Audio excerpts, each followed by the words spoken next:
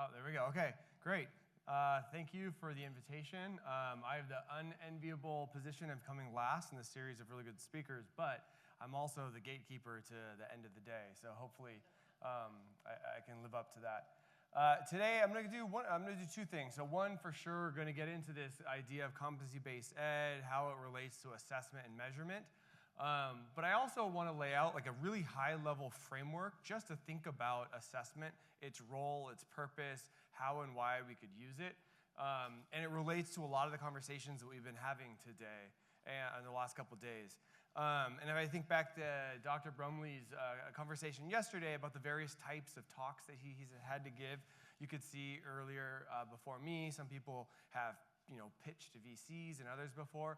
I'm used to diving into the weeds and kind of more of a wonkier guy, and so mine's going to be a little bit more on that dimension, but hopefully there's some lesson learned throughout this. Throughout all of what I'm going to be talking about, I just want you to think about these three questions. What do we assess? How do we assess? And most importantly, why are we assessing at all levels? And this is going to relate to kind of anything that we have talked about throughout the last couple of days. I'm going to lay out kind of a little framework. Hopefully it works. I'm not the best at PowerPoint, but you can think about this as a three-dimensional space, right? We have this why dimension, this how dimension, and this what dimension. In the how, to oversimplify it, we have the traditional space. You could think about multiple choice tests, kind of short written responses, the kind of tests that we all probably grew up taking in elementary, high school, and college, all the way through kind of novel ways in which we can measure learning. Game-based simulations, communication. You could do it with foreign languages, on virtual tutors on another country or something like that. So you can think about the how from traditional through novel. If we're going to oversimplify the what, you can think about the traditional academic space, the math, the reading, the science, the subjects that more or less since No Child Left Behind have been kind of ingrained into the public education system, and even in some ways the private education system. A lot of what we've heard about the last couple of days is how do we get kids ready in this future, how do we get them future ready? How do we get them ready for an age where technology and AI is moving very quickly and will, in some form or fashion, likely disrupt both the labor market but also the K-12 system? And how do we build alignment between those two? So that's kind of the more advancement into the what. On the why, I oversimplified it here, but you could think about it as micro and macro. And I tend to think about it as three levels. Macro would be your large-scale summative assessments that you give like once a year. It's your NAEP. It's your things that are trying to get a pulse of what's happening. It's not really going to help you make a decision for a child in the middle of the school year. And it's especially not going to help a teacher figure out, I just finished a unit on a Wednesday. I need to go into Thursday. You're probably not going to use the state's test for that. One level down from that, you see a lot of these formative assessments from NWA, Renaissance, Curriculum Associates, and others.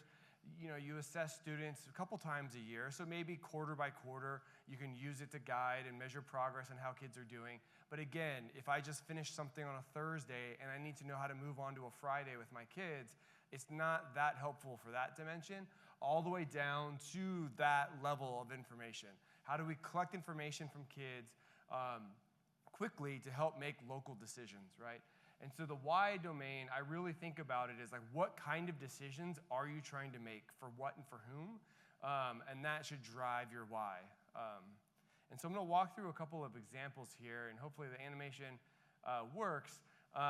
So right now, that one is in the macro, it's in the traditional, it's in the academic, right? That's your NAEP. That we've spent a lot of time in that space. I think it's important.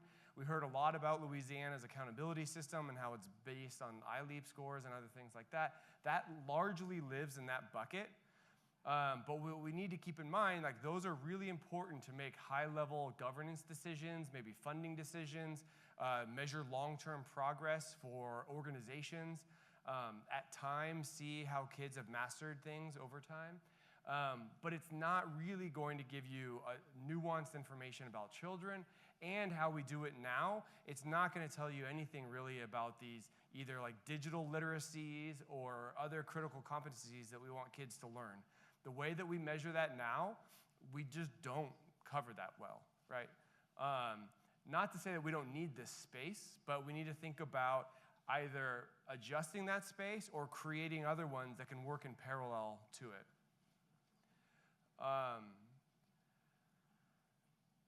There are some spaces here where you see like game-based education. So now if we're in the micro, academics, and novel, ways in which throughout the year, through apps and other digital technologies, we're able to measure student learning on a fun and kind of non-multiple choice style way and get information back to teachers. So there are exciting advancements kind of in that space, but the ones that I really want to talk about are the ones that would take us up into the future-ready skills. I'll talk about two. I'll briefly talk about one, and then I'll talk about a really interesting partnership that's happening at ETS right now.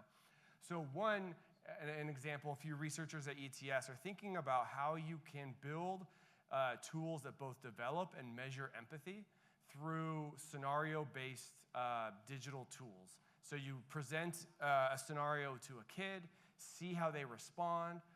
As an example, one of them is you're presented a scenario, there's a new kid at the school, they have questions about where is the library, where is the bathroom, where is this. One response could be, don't bother me, or go ask Billy. Another could be, I'm sure I will go out of my way to go show you where these things are because I can empathize and understand what it would be like to be a new kid. And you could kind of differentiate and build these other skills out. So that's a novel way to think about measuring a concrete skill of interest and get feedback quickly. One really exciting project that we're doing at ETS is called Skills for the Future.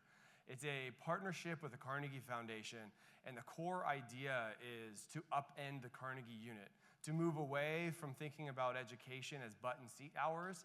You satisfy your curriculum by the number of hours that you've completed. If you think about most college experiences, they're similar in that space. They're focusing on high school, and this upcoming year, they have a partnership with the state of North Carolina to implement assessments that measure critical thinking, communication, and collaboration as like the three core concepts. And they're going to pilot it with a few thousand students across the state to get a sense of like, how can we measure these things? How can we capture authentic evidence of these domains outside of traditional tests?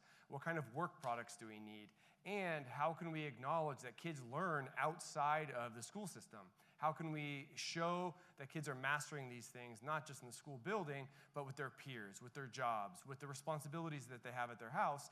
And how do we give them some kind of currency that shows that they've mastered these important skills and that they can then take with them after high school, whether it's the workplace or post-secondary education?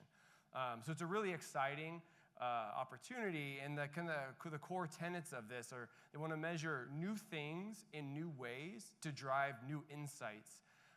And in doing that, they want to provide novel ways for students to demonstrate mastery. And this is based on demonstrating mastery at any point in time. As soon as the skills have been demonstrated through work products, through novel task-based assessments, then they get some sort of certification or checkbox on that, and then they can move on to the next skill. So it could be a very different way to think about completing high school and the skills that you would need to be kind of ready for post-secondary education.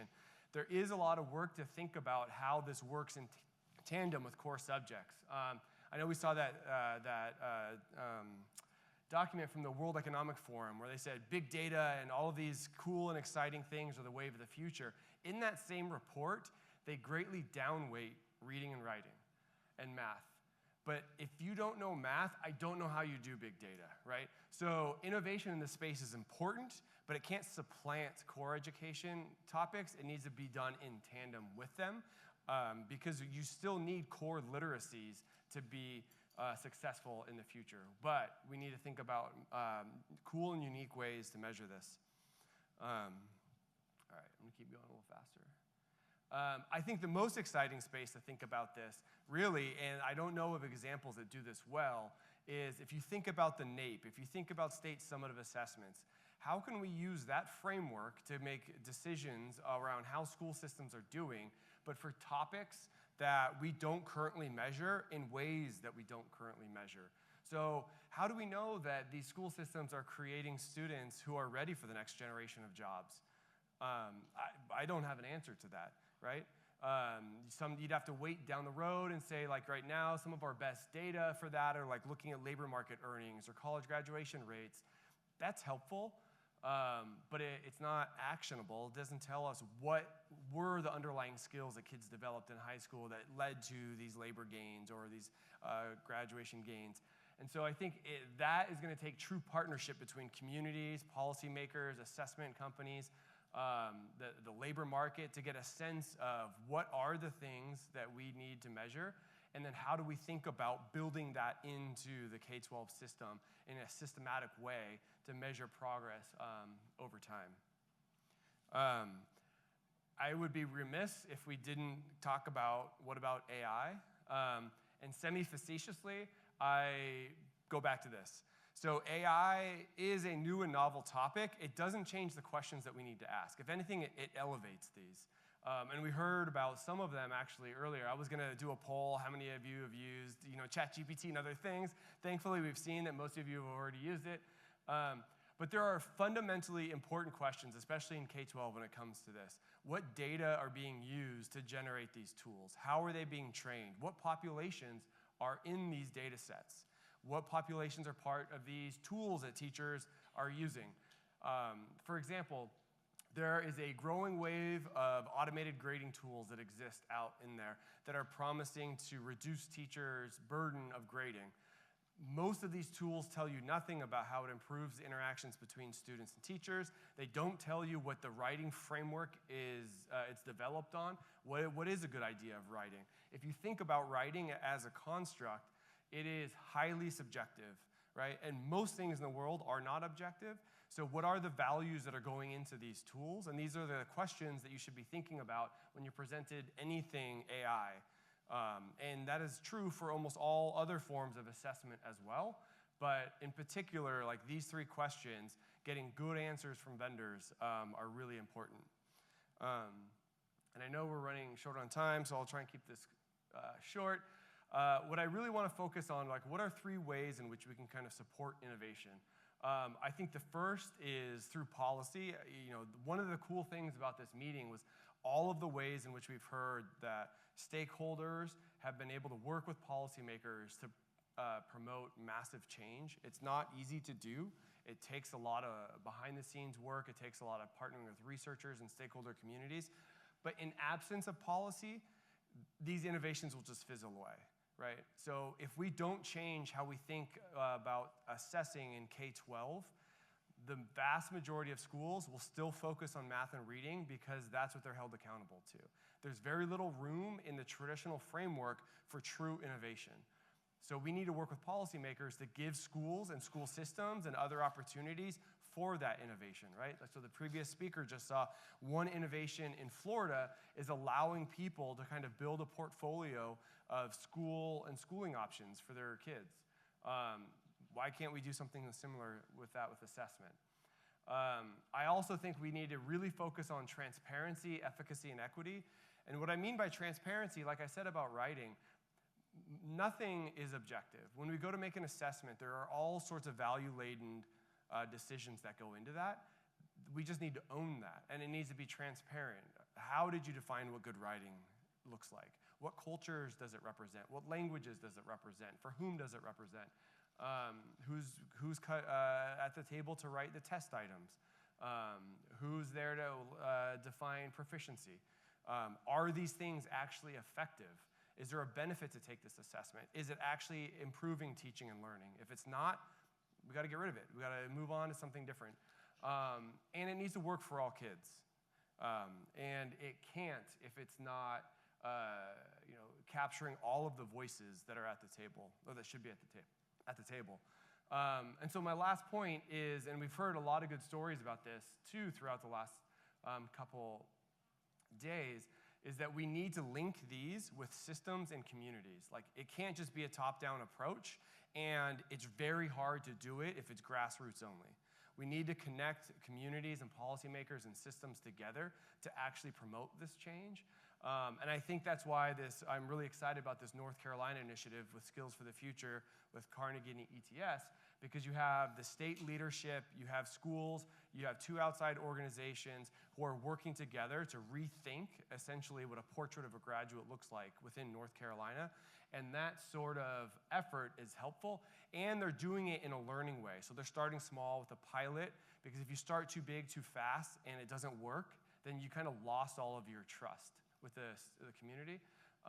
And so I think that sort of an initiative has the ability to promote change. And it could look very different in other states, right? It depends on the need of those students, schools, and teachers. And I'll end with, when we go back to thinking through the why, another theme that we've heard throughout the last couple days is we need to focus on the students. We shouldn't be doing assessments if it does not improve students, or if it doesn't help us get towards making an amazing school experience for all students in the country. If you're assessing in a way that is pulling you away from that, then it's not helpful. Like, you have to go back to the drawing board and go back to the why as to why you're doing that, or the what and the how. And we just need to center students throughout all of this. Yeah, I'll stop there. I know we're tight on time.